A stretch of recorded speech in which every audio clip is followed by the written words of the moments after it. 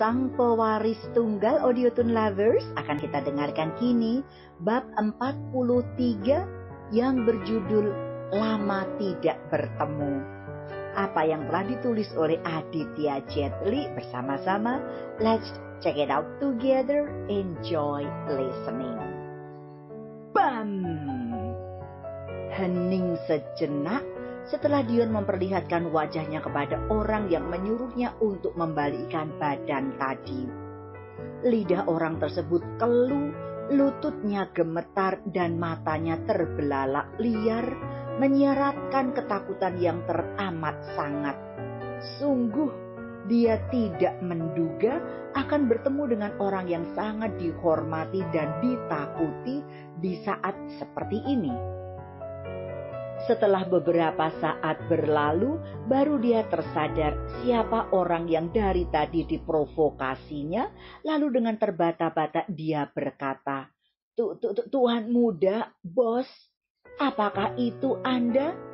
Ucap kakak Stephen gugup kemudian bruk. Terdengar bunyi benturan benda tumpul dengan benda padat.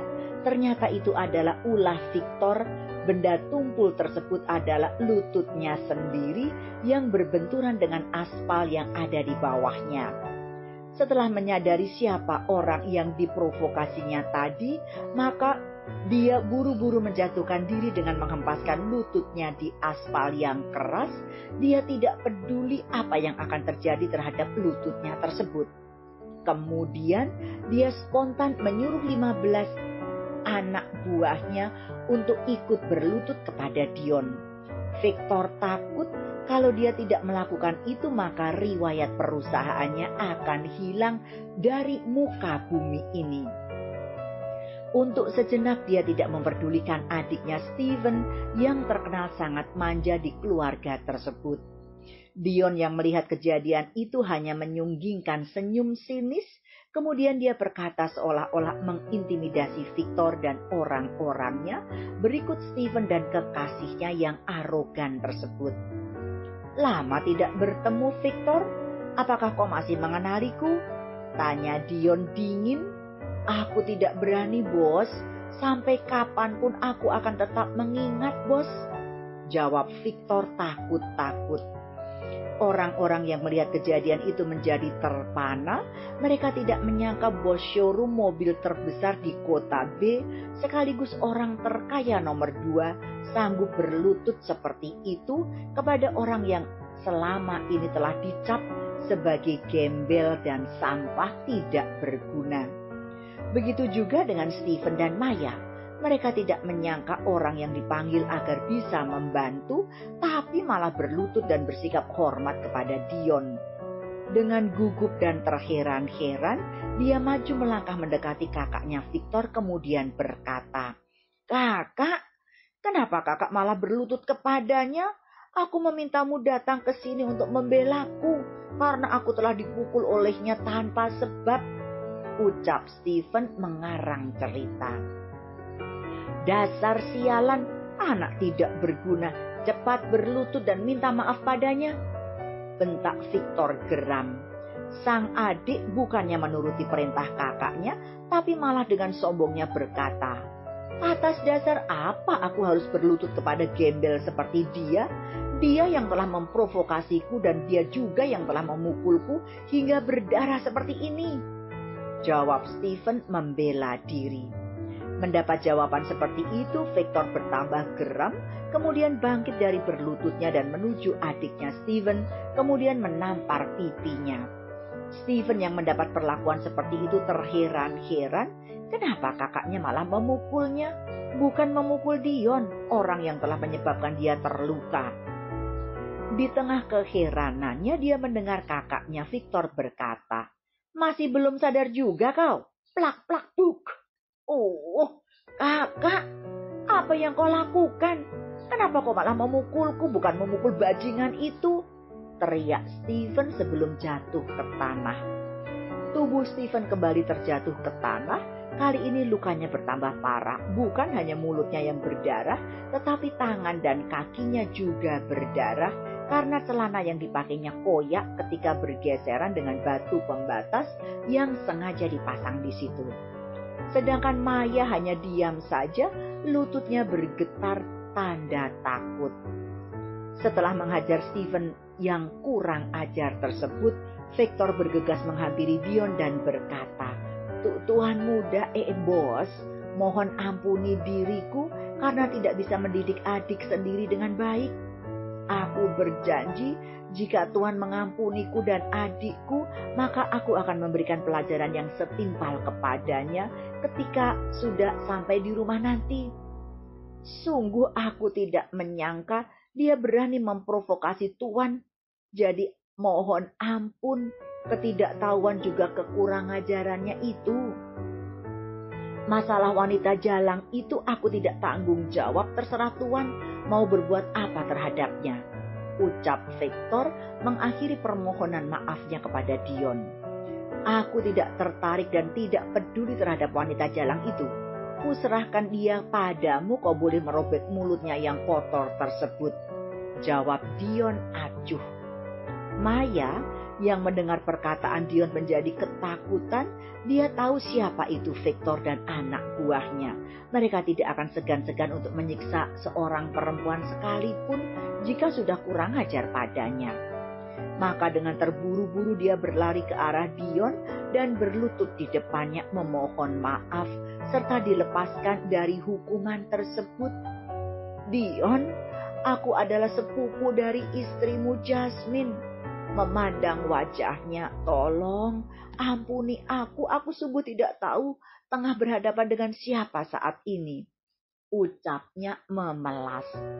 Dion yang mendengar perkataan dari Maya, sepupu Jasmine, tersenyum sinis lalu berkata, Jasmine adalah masa laluku dan aku tidak peduli lagi dengannya sekarang. Dia bukan siapa-siapa lagi bagiku. Aku tidak ada mengenalnya lagi dengan Jasmine, apalagi kau, jawab Dion dungu dengan dingin. Dion, tolong pertimbangkan perasaan nenekku. Tentu dia akan merasa sedih jika melihat cucunya telah dihina seperti ini. Siapa yang menghinamu? Bukankah kau sendiri yang mencari gara-gara tadi denganku? Kau dengan sengaja ingin mempermalukanku di depan umum. Sekarang rasakan pembalasan itu. Dion, aku mohon, tolong ampuni aku.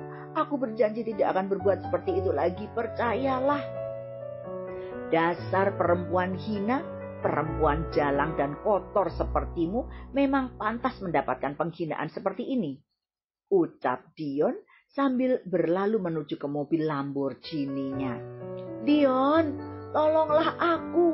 Jangan biarkan mereka menyentuhku. Aku sepupu istrimu Jasmine, teriak Maya berusaha menghentikan langkah Dion. Dion yang mendengar perkataan Maya tersebut menjadi geram, kemudian dengan emosi dia berkata, Jasmine bukan istriku lagi dan dia bukan siapa-siapa lagi bagiku.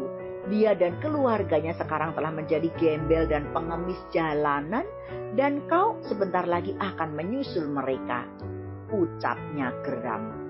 Victor, untuk kali ini aku maafkan saudaramu itu, tapi jika lain kali masih berani membuat masalah denganku, maka aku dan orang-orangku tidak akan segan-segan lagi menghancurkan keluarga kalian, ancam Dion dingin dan serius. Dan satu lagi, jika aku masih melihat saudaramu itu berhubungan dengan perempuan jalang ini, jangan tanyakan lagi apa yang akan aku perbuat terhadapmu, kata Dion penuh ancaman, kemudian pergi menuju mobil Lamborghini-nya. Sepeninggal Dion, Victor memerintahkan kepada anak buahnya untuk menyingkirkan Maya dari hadapannya dengan berkata, cepat urus perempuan jalang itu, aku tidak mau melihatnya lagi di dekat saudaraku, perintah Victor kepada anak buahnya. Baik bos, jawab mereka serempak dan langsung memegang tangan Maya dan menyeretnya menjauh dari Stephen. Sayang, tolong aku. Jangan kau biarkan mereka membawa aku menjauh darimu, ucap Maya meminta pertolongan kepada Stephen. Tapi Stephen yang diminta pertolongannya oleh kekasihnya tidak bisa berbuat apa-apa karena dia juga berada di bawah tekanan. Sekarang dia mengetahui siapa Dion yang sesungguhnya. Setelah melihat bagaimana Victor yang selalu dikaguminya itu tertunduk hormat dan berlutut kepada Dion. Jika bos besar sudah melakukan hal memalukan seperti itu, berarti orang yang ada di depannya bukanlah orang yang bisa disinggung seenaknya dan bukan orang sembarangan. Maka ketika Maya diseret menjauh darinya, Stephen hanya diam saja. Dia lebih memilih mencari aman daripada harus berurusan dengan kakaknya, apalagi Dion. Kini drama penghinaan itu telah usai. Orang-orang yang menonton pun spontan membubarkan diri. Yang tinggal hanyalah orang-orang Victor yang sedang mengurus Maya. Rencana Maya dan Stephen menjadi berantakan, namun yang menjadi puncak masalah adalah Maya. Stephen hanya menuruti kata-kata Maya saja untuk mempermalukan Dion di depan khalayak ramai. Sekarang Dion sudah berada di depan pintu masuk Bank Amex. Begitu dia ingin melewati security, salah seorang dari mereka membentak Dion dengan kasar. "Berhenti! Ada urusan apa kau mau masuk ke bank ini?" Hardiknya kasar dan terkesan merendahkan Dion. Dion yang mendapat perlakuan kasar seperti itu mengeluh dalam hatinya dan membatin. Lagi-lagi ada masalah dan terus masalah. Mau sampai kapan begini terus? Apa memang seperti ini perilaku orang-orang yang ada di kota B ini? Semua diukur dengan kekayaan, kekuasaan, kekuatan, dan sebagainya. Kalau begini aku jadi menyesal tidak mengizinkan mereka untuk mendampingiku tadi. Apa yang harus aku lakukan sekarang? Batinnya. Eti Sulistyowati akan segera kembali Audiotune Lovers untuk membacakan bab berikutnya. So please wait for me to be continued. Bersambung.